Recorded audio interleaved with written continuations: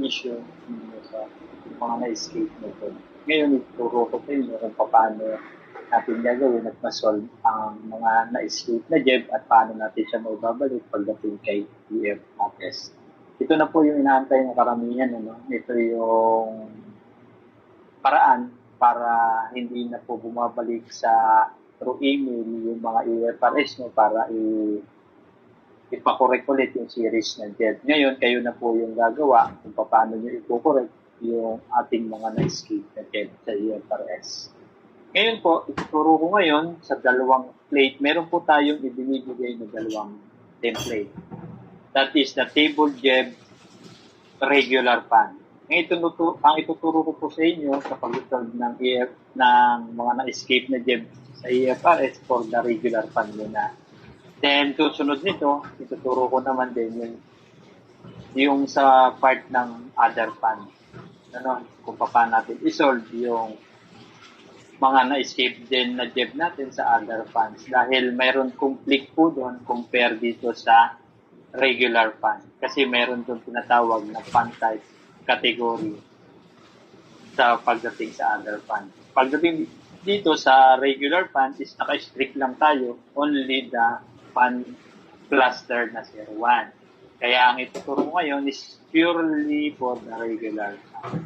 Ngayon, pagdating po dito sa template, meron po tayong tinatawag na table Jeb regular fund. At merong isa pa na table Jeb detail. Ituturo ko lang sa inyo kung alin yung pagkakaiba at alin ba yung totally na gagamitin natin para ma-solve yung ating escape Jeb pagdating kay EFRS. Pagdating po sa paglalagay natin at ma-correct yung series ng ating mga na-escape na Jeb sa EFRS, ang gagamitin po natin na template ay yung table Jeb regular fund.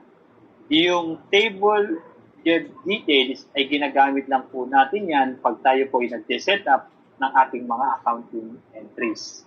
Like for sa beginning balance, dito natin nilalagay yung ating post-closing trial balance. Then, sa ngayon po, ang isosolve lang natin ay yung ating mga na-escape na Jeb. Kaya ang gagamitin lang po natin ay yung table Jeb regular fund. Pag ginilik po natin yung template na table Jeb, ang makikita po natin na mga data sa template na to ay ito po.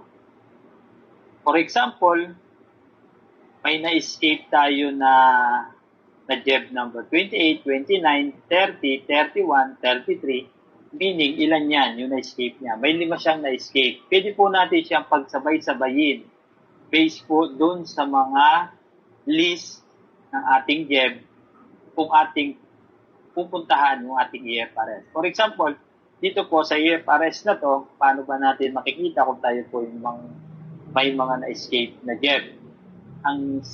Ang first option po natin na karamihan, yung iba nasanay na pag nag-login, lalagay tayo. Yan, lagay natin yung password. Then saan tayo pumupunta? Pwede tayong pumunta agad kay Editing Data Facility. Sa Editing Data Facility, kung titingnan natin, yan, pag tinignan natin, yung Jeb number natin is 103. Pagdating dito sa Navigation Facility ay 97 lang yung total na nakarecord sa database. Meaning, may ilan na Jeb ang nawawala. May 6. No? May 6 na Jeb na nawawala. Kung titingnan po natin. Ito po yung actual na number ng mga data na nakapasok sa loob ni database. Ito po yung number na 97. Pero kung titingnan natin yung series, kung Jeb natin, ang ibinigay na sa loob ng database natin is 103. Ito po yung pinaka-series. Pero sa series na yan, kung titingnan natin, may patlang na siya compare dito sa actual na number ng mga transaction natin na nasa loob. Meaning, may difference na 6 na Jeb. Para ma-check din natin kung ano ba yung mga nawawalang Jeb sa loob ni Pares, pwede po natin i-click yung query, then puntahan natin yung view Jeb list. Yan, kung titingnan natin, yung series niya 1, 2, 3, 4, 5, 6, 7, 8, 9, 10. Yan, kompleto pa yung series ng ating Jeb. Pero pagdating dito sa Jeb number 18 at yung susunod niya ay Jeb number 21 na. At kung titingnan pa natin yung nasa taas, Jeb number 16, Jeb number 18 agad ang lumabas. Meaning, may na-escape na Jeb na agad na Jeb number 17, Jeb number 19, and 20. Ilan na po yung na-escape? May 3 na dyan. Opo, may 3 na-escape na. Ngayon, kung pupuntahan po natin dito sa ating template, pwede po natin ilagay dito, dun sa actual natin, ay nawawala yung Jeb number 17, nawawala yung Jeb 19, nawawala yung Jeb 20. Yan, yung 3 muna ang ating gagawin na ibabalik muna natin under dun sa series. Then, kung titingnan natin itong 3 ito, yung na-escape dun sa unang na-view natin, dun sa under dun sa Jeb list na nawawala. Yan, nawawala yung 17, 19, 20. Kung titingnan pa natin, tingnan natin yung ibang series. Kung may nawawala pa, kung titingnan natin dito, yung Jeb 24. Meaning, hindi po natin sure bakit hindi nakasama. Kung titingnan po sa loob ng database, no? Kasi doon may tendency kung bakit hindi rin siya nasama, maaaring hindi siya approve pa o naka-for approval pa ang status. Kung titingnan natin yung kanina, is nawala yung Jeb number 17, 19, and 20. Mayroon 21. Nawala yung Jeb number 31. Yung 31 ang nawala. Sabihin natin 1, 2, 3, 4, 5, 6, 7, 8, 9, 10, 30. 31. Pwede po ulit natin ilagay.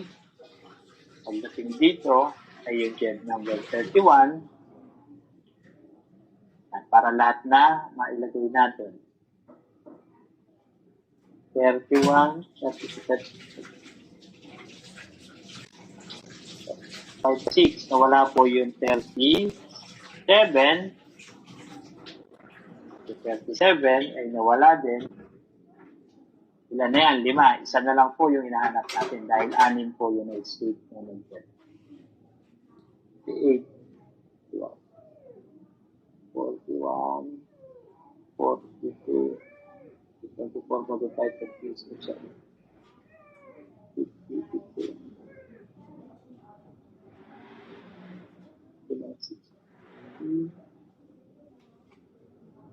70, 71. Yan, tinitingnan po natin, bine-verify lang natin yung mga na-escape na dyan. Para isang biglaan na lang po yung ating pag-upload. Yun, ang nawawala po, yung Jeb number 97. Yung last niya, yung ating Jeb number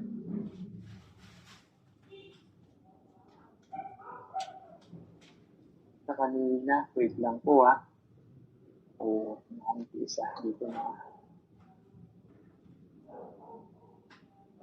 Pasensya na po yung isang Jeb number 31. 31.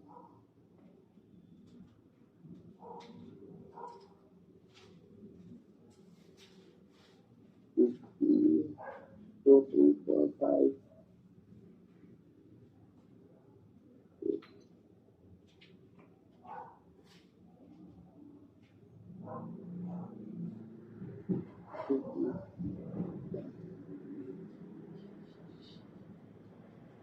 Isa is 97.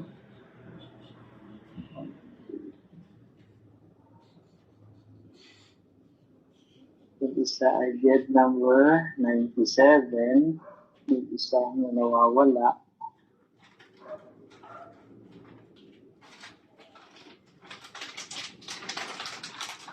So, sa 31, 29, 30, 31 nawawala, 34, 36, 37.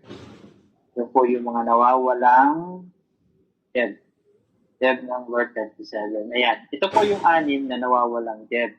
Ngayon po, ang pwede lang po nating i-edit yung part ng JEB ID. Ito po yung JEB number. Then, pagdating po sa transaction date, kung ano po yung date, for example, nung transaction ng JEB number 17, ay January pa pala siya na-escape, pero ngayon is March na. Yung series po niya ay malayo na compare doon sa month ng March. No?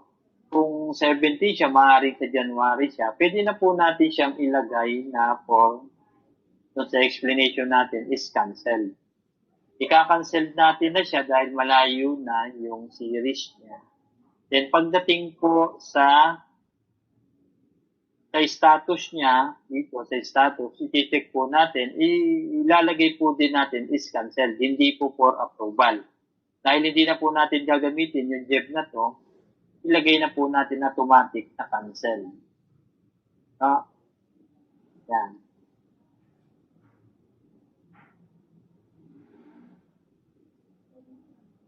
Then, pagdating po dito sa JEB 29, kung malayo na din siya, January,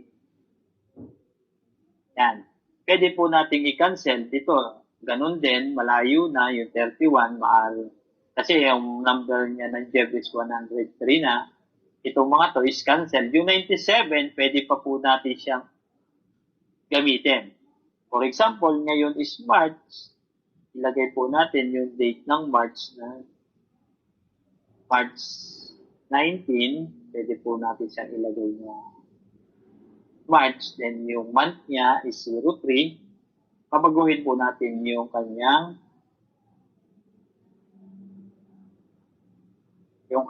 month.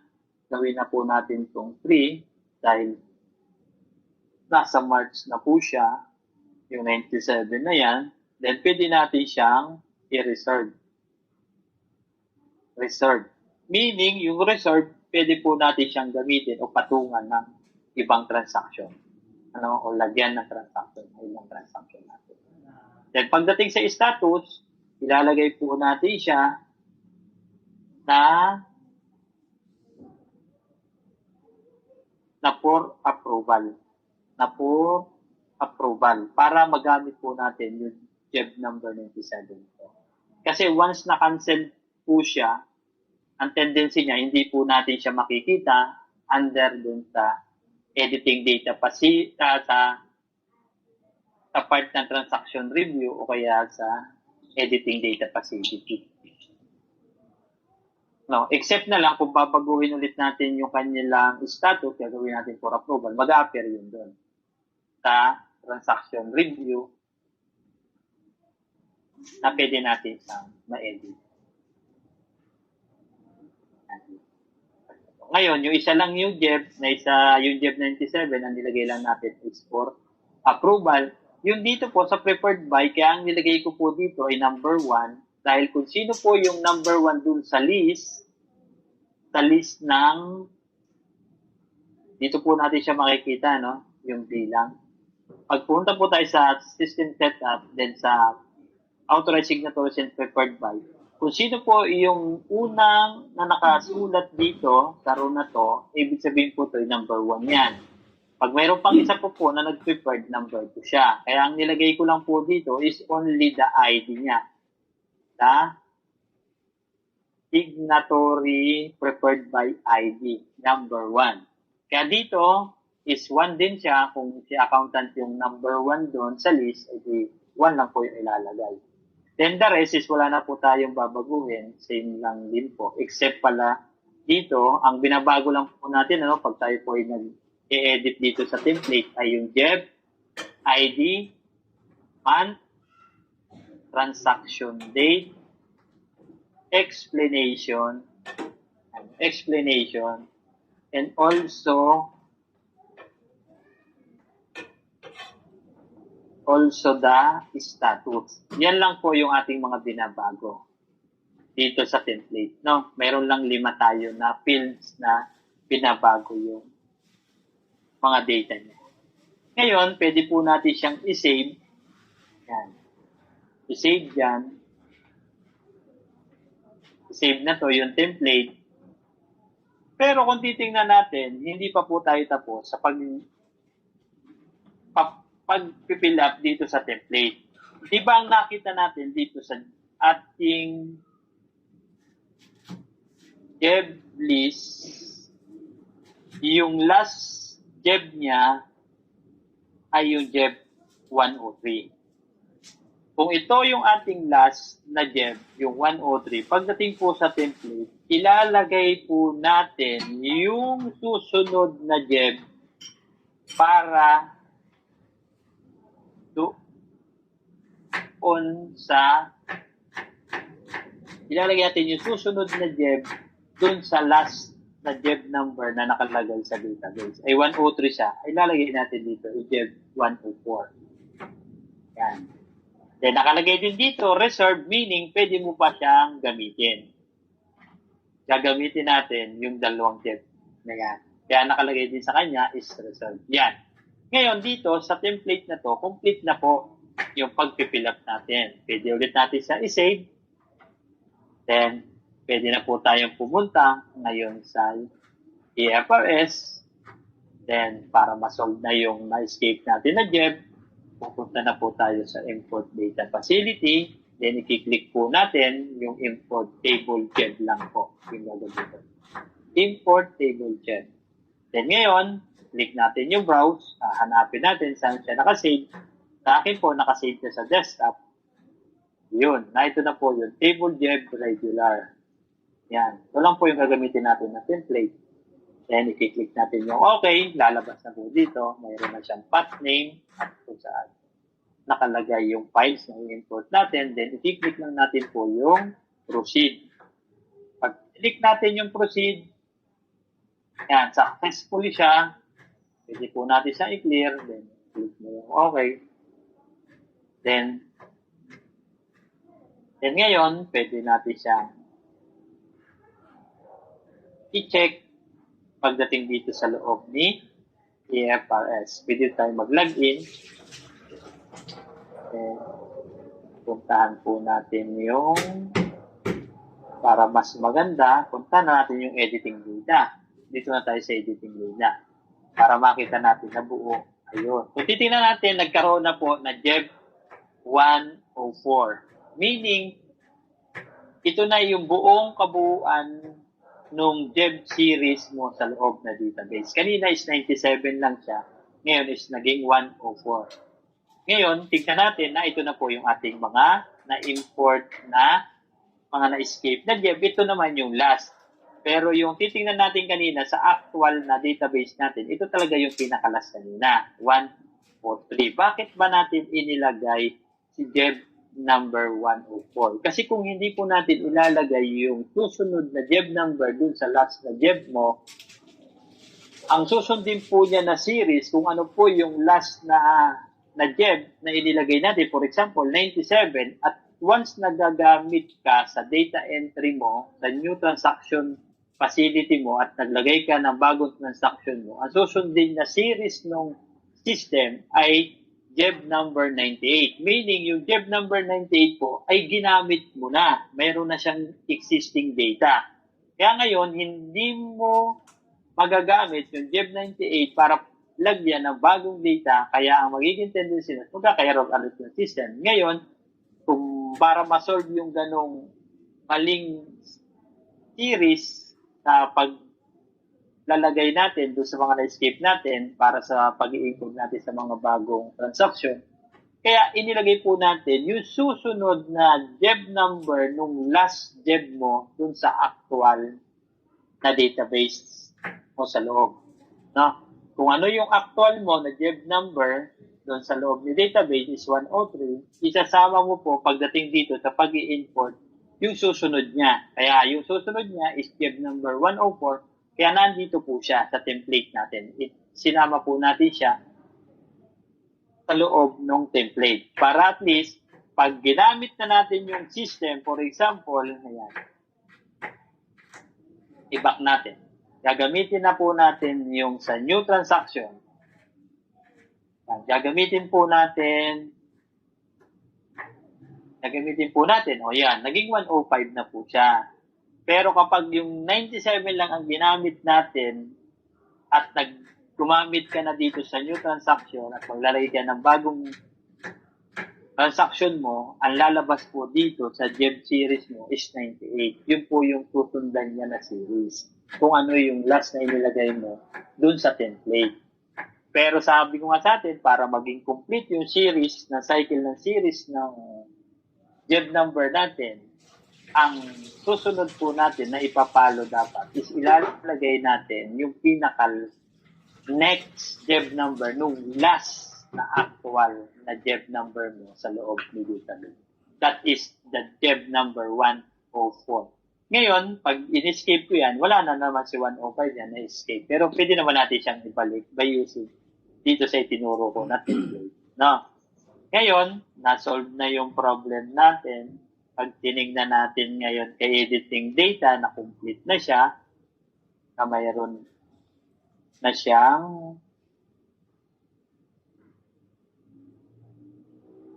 ayan, 104 na series na Jeb, complete na, 100 to 104 na Jeb series na yan. Yan.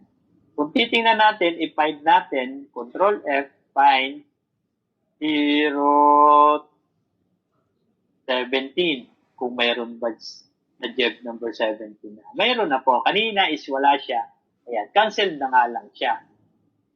Yung Jeb niya. No? Na-cancel na siya. Ngayon, hindi na natin siya pwedeng gamitin. Kasi nga, malayo na yung series niya. Malayo na yung Jeb number niya dun sa month. Dahil January pa siya, ay March na ngayon, 2 months na yung pagitan. Kaya wag na natin lagyan siya ng data at pwede na nating i-declare na canceled na. Yan, na-cancel. Then ngayon, doon po sa Jeb number 104, yan, 103, 104.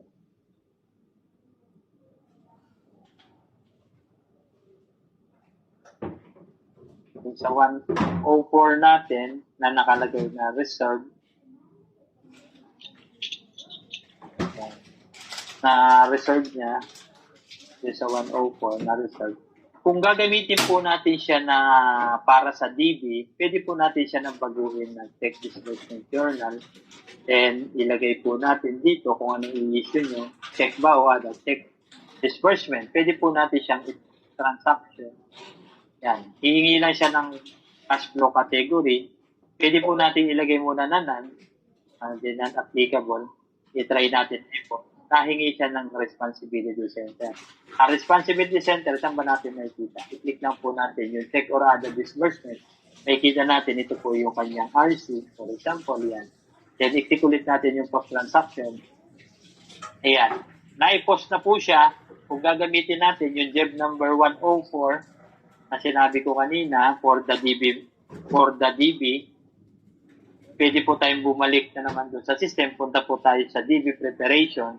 Then sa DB preparation, makikita natin, hindi natin makita yung inilagay natin na Jeb number 104 para gamitin natin para sa DB preparation. Ngayon, i-click lang natin para makita natin yung Jeb number 104. I-click lang po natin yung edit data. Then, ang password lang po niyan is 1 asterisk. Then, i-click natin siya. Magiging okay. Lumabas na po yung mga button ng first record, next record, previous record, and last record. Tingnan natin dito sa last record na ito po yung Jeb number 104. Ngayon, sabi ko nga, pwede natin gamitin siya sa current transaction natin at gagamitin natin sa pag-prepare ng DB. Then, ilalagay natin dito, ano ba yung last DB mo is DB number 61. Then, ngayon, ilalagay natin dito, 1, 2, 3. 62 na siya. DB 62. Kasi yung last na DB mo, na DB mo, is 61. Meaning, ilalagay mo dito, 62. Then, kailan siya gagawa ng DB? Ngayong 19. Then, nandito na. Para makita natin yung mga fields dito na nire-record sa DB preparation, i-click lang po natin yung View Fields. Yan.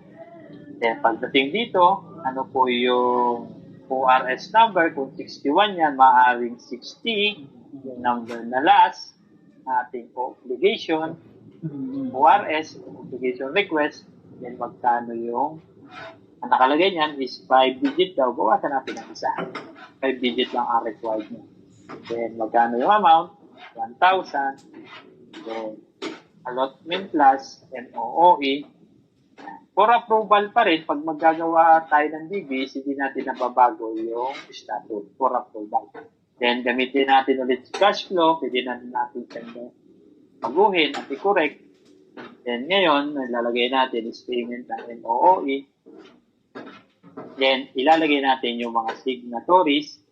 Sino ba yung under sa requesting? Si principal o si AO. Pwede si AO kung mayroong internal arrangement. Then, sa boxy, si bookkeeper. Then, sa boxy, si principal. Ganyan. Then, ilalagay na natin dito. Payment for reimbursement. Then, ano ba yung issue mo? Cheque. Yeah. I-click lang po natin yung BSF. Then dito, reimbursement na siya. Hahanapin na po natin yung MFOPAP para sa junior high school. Yan. Meaning, bakit po may MFOPAP? Kasi nga, gagamitin natin is expense code. Diba? 502, travel local. Reimbursement na siya ng travel niya. For example, lagay lang natin reimbursement travel. Then, magkano yung kanyang re-reimburse is 1,000. Then, tab, pang account, saan siya charge sa MOOE. Then, sino yung babayaran? For example, si Christina. Then, ngayon, pagdating po dito sa check or ADA, hindi pa po tayo pwede nakapaglagay. Kasi nga, gumagawa pa tayo ng DB. No? And pwede po natin i-click dito sa part na may box na to, na may arrow. Then once na nag-block, pwede po natin gamitin Ctrl-C o copy. Then i-click natin dun sa next row. Then gamitin ang Ctrl-V, victory, it-cut space. Then, pwede po natin ilagay dito, under dito sa dahil gagamitin natin si CAS MDS. Yan, itab lang po natin, then baguhin natin, 10, 44,000. Yan is CAS MDS. Nag-block po dun sa amount, gamitin natin is Ctrl-C, copy natin yung amount, then saka natin ilagay yung 0, then tab, then Ctrl-V, victory, paste. Ayan na po yung ating entry for the reimbursement. The reimbursement. Ngayon po, pag ikinilik po natin, o kaya pwede natin refresh data, i-update lang natin yung data, o kaya pwede natin nang i-click yung view disbursement voucher. Pagdating sa disbursement voucher niya, ito na po siya. Ito na ngayon, yung JEB number 104. Ayun. Yung JEB 104, napatungan na po natin o nalagyan natin ng mga bagong transaction.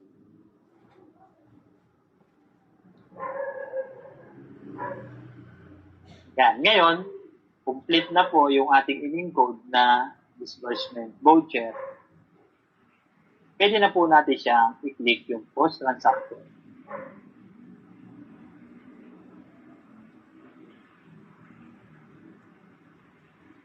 Yan, diyan na po nagtatapos yung ating pagtuturo dahil sa mga na-escape. Okay. Sana is may natutunan kayo o may nakuha kayong tips and technique kung paano natin ma-solve yung ating mga escape. Okay. Maraming salamat sa inyo.